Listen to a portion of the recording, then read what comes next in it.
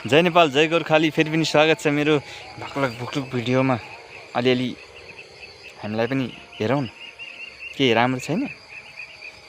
अनि आन्दोलनमा त ढुङ्गा हानेर अनि आन्दोलनमा त भटभटिनी लुटेर लगेछ नि त हैन।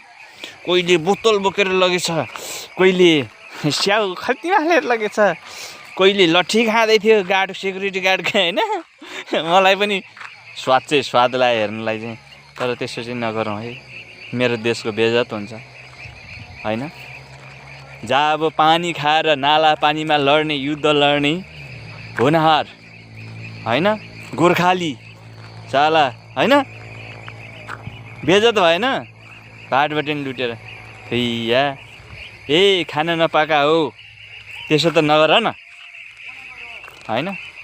नत्र भने मेहनत गर, आन्दोलन गर, त्यो 2-4 रुपियाँ पाएर अर्काको सम्पत्ति लुटेर पुग्दैन हो। हेर लास्टमा समातेर मुख ए बा यस्तो त नगरौँ न हौ, नगरौँ, गाह्रो हुन्छ। बेइज्जतै भयो, बेइज्जतै भयो।